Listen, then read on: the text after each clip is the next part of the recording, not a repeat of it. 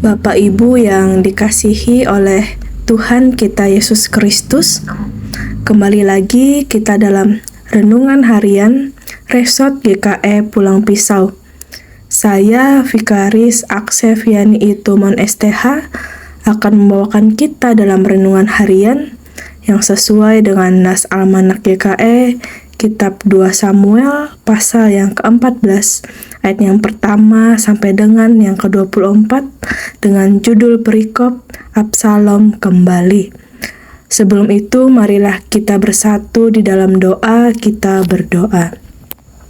Ya Tuhan, Allah Bapa kami yang bertahta di dalam kerajaan sorga, kami mengucap syukur serta berterima kasih atas berkat dan penyertaan-Mu dalam kehidupan kami sehari-harinya. Pada saat ini ya Tuhan, kami anak-anak-Mu akan mendengarkan sebagian dari firman-Mu. Urapilah kami dengan Roh Kudus-Mu, sehingga kami dapat mendengar dan melakukan firman-Mu ini dalam hidup kami tiap harinya. Inilah doa kami, di dalam nama-Mu kami berdoa. Amin. Bapak Ibu yang dikasihi oleh Tuhan kita Yesus Kristus, pernahkah di dalam hati kita memendam perasaan marah dan kecewa? Tentu mungkin dari kita semua pernah yang namanya marah ataupun kecewa terhadap suatu hal, baik di dalam hubungan kita dengan pasangan kita, keluarga, sanak saudara, teman, sahabat, ataupun orang lain. Dan biasanya kita lebih memilih untuk memendam perasaan tersebut dalam hati kita, sehingga ketika kita mengingat hal-hal yang tidak mengenakan dalam hidup kita, maka hal-hal tersebut akan menambah luka di dalam hati kita. Lalu bagaimana kita dapat menghilangkan perasaan marah dan kecewa dalam hati kita? Dalam renungan kita pada hari ini, kita melihat bagaimana Yoab mencoba untuk mendamaikan Daud dengan Absalom. Absalom membuat kejahatan yang sangat besar karena telah membunuh saudaranya sendiri. Ia telah memendam perasaan marah dan kecewa terhadap ayahnya Daud karena tidak bertindak apa-apa atas perbuatan keji yang dilakukan oleh Amnon kepada saudara perempuannya. Sehingga karena rasa kecewa dan marahnya, ia membunuh Amnon dan melarikan diri.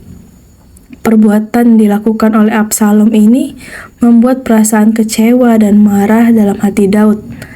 Tetapi ia tidak menghukum Absalom dalam pelariannya.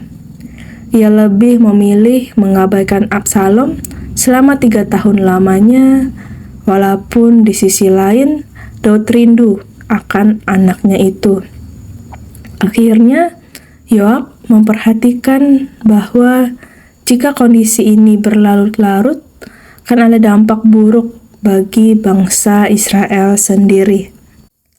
Lewat perempuan Tekoa yang diutus Yoab untuk menghadap Raja Daud telah disadarkan akan kesalahannya, di mana ia menghalangi Absalom sebagai pewaris tahta kerajaannya pulang ke Yerusalem. Sayangnya, meskipun Raja Daud mengizinkan Absalom kembali, Absalom tidak diizinkan menginjakkan kakinya di istana selama 2 tahun. Bapak Ibu yang dikasihi oleh Tuhan kita Yesus Kristus, banyak orang berpikir sama halnya seperti Absalom dan Raja Daud yang memendam rasa marah dan kecewa mereka dalam hati mereka.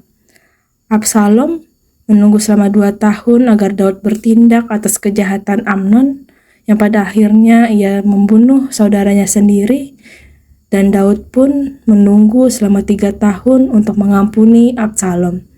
Sehingga pada akhirnya hal itu membuat mereka saling menyakiti dan melukai.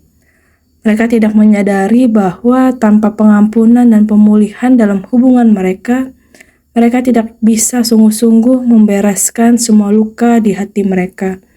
Dan ketika luka itu terkuak dalam hati mereka, tentu rasa benci yang telah terpendam akan muncul kembali.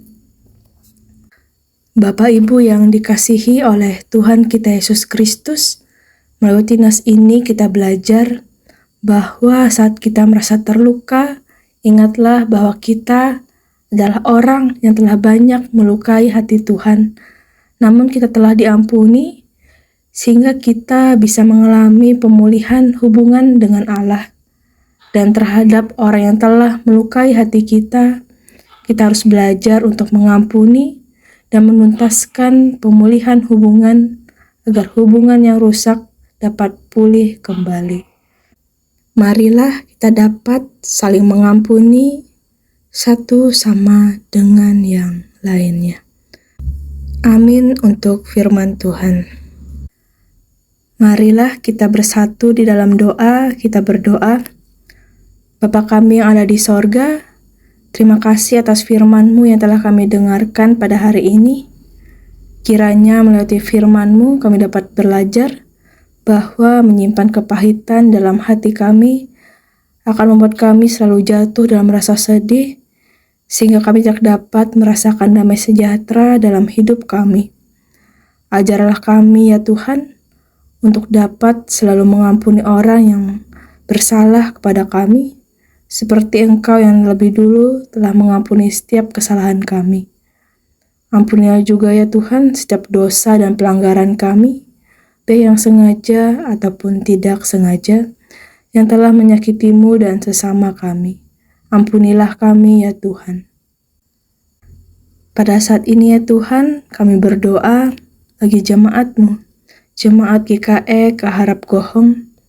Kami berdoa bagi para pelayan yang melayani di tempat ini ya Tuhan, para pendeta, vikaris, penatua diakon, guru-guru sekolah minggu, pengurus kategorial, dan pelayan lainnya ya Tuhan. Berikanlah mereka selalu kesehatan dan kekuatan di dalam setiap pelayanan yang mereka jalani. Berkatilah setiap dari mereka ya Tuhan, di dalam mereka menjalani tugas tanggung jawabnya di dalam kehidupan mereka masing-masing. Kami juga berdoa bagi jemaat-Mu ya Tuhan, bagi setiap usaha dan pekerjaan mereka. Berkatilah setiap usaha dan pekerjaan apapun yang mereka kerjakan, agar apapun hasil yang diperoleh boleh menjadi saluran berkat untuk membangun jemaat-Mu. Sertailah juga pendidikan anak-anak muda dan remaja yang sedang menempuh pendidikan mereka ya Tuhan. Biarlah di dalam pendidikan yang mereka tempuh dapat membuka jalan bagi mereka untuk meraih cita-cita yang mereka inginkan sesuai dengan seturut dengan kehendak-Mu. Kami juga berdoa bagi seluruh jemaat-Mu ya Tuhan. Kiranya Engkau juga memberkati seluruh kehidupan mereka. Kami serahkan doa kami ini hanya ke dalam tangan-Mu. Di dalam nama Yesus Kristus kami berdoa dan mengucap syukur. Amin. Selamat pagi, selamat beraktivitas. Tuhan Yesus memberkati. We love